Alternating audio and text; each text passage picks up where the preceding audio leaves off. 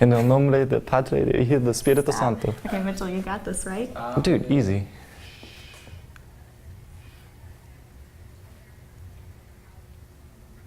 This broadcast is brought to you by Relyance Bank.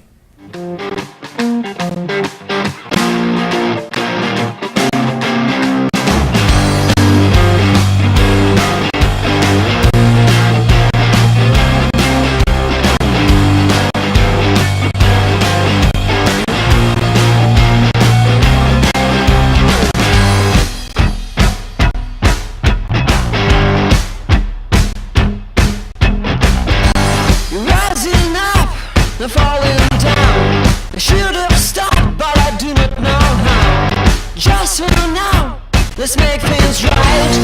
Love so far, or at least we've tried. You've got your truth, and I got mine. So what the use of blowing my mind? Some kind of game where we both lose. Should I blame if it's not you?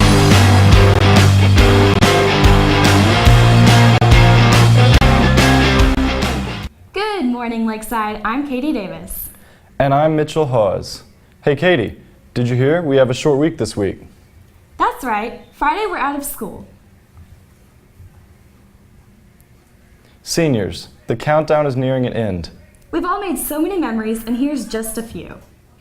As the year finally reaches an end, seniors are saying goodbye to high school once and for all. We got in touch with some soon-to-be Lakeside graduates and asked them for either a favorite memory or something they won't ever forget from their time in high school. Something I'll never forget is I was playing the bass drum, and during the song I had to hit it really hard because it was like symbolize a cannon going off. So I reared back and I hit it, and the mallet completely flew out of my hand, flew across the floor, and so I had to run and go get the mallet before the song ended, and it was really embarrassing. In 10th grade, we were sitting and writing an essay in Miss Slay's class, and all of a sudden you hear over the phone, 911, this is emergency, and Patrick gets up and like, butt down 911, and then Ashley Kelly picked up the phone and began to answer them. My third year doing softball, we were just practicing normally. I was on second, ready to catch the ball, had my glove out.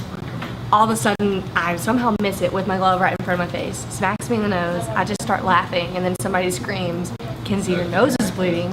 And then blood's just coming out everywhere. My nose is really bad and swollen. I have 2 black eyes for like 3 weeks. My favorite high school memory would have to be when broadcasting started, because I didn't know that I'd get stuck in that class for 3 years.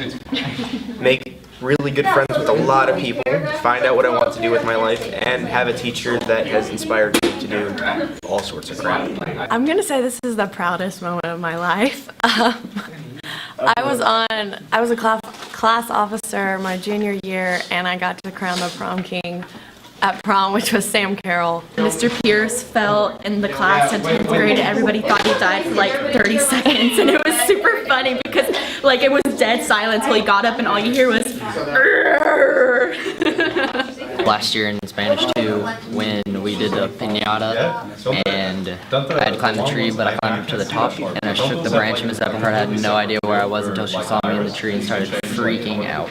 And Patrick Chin brought a bag of time to Miss Slay's class, and Miss Slay had Officer Schauber come in and give us a talk about drugs.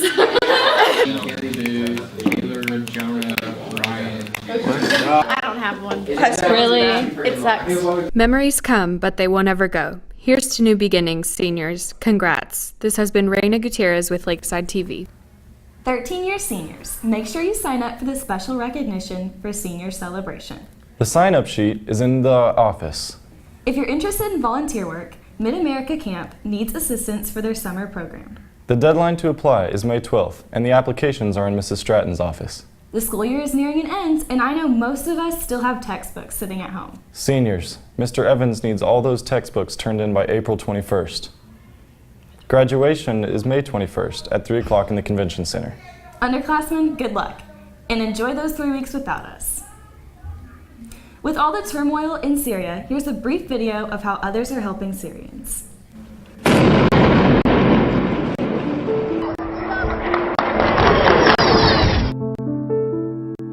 The America is built on an idea, not a nationality or not a specific religion or anything, but an idea that we're all created equal, that we have our rights of liberty and freedom, and that we're a beacon for the rest of the world.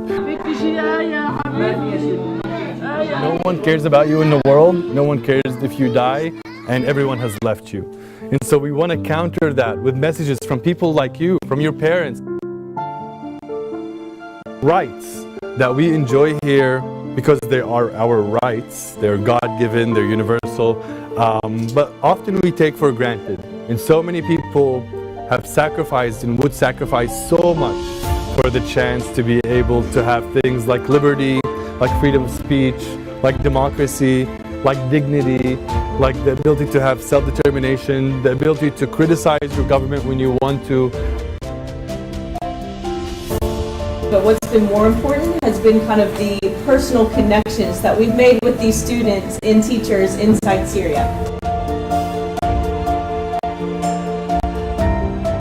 And they seek that solidarity. They seek that other people outside at least know their suffering and care about it.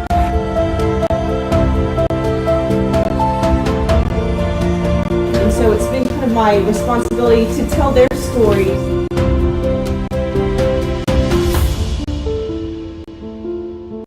Last January, they identified a school, but it wasn't a typical school because it wasn't actually a real school. There were 5 teachers inside Syria who had been forced out of their homes, and where they ended up in Idlib province. There were these 5 teachers, and they were taking care of about 200 students in this donated space because there wasn't school and no one was paying these teachers, and they didn't have any school supplies.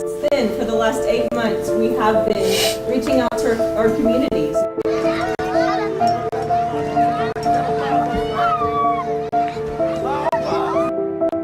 It means the world to people inside Syria to know that they haven't been forgotten.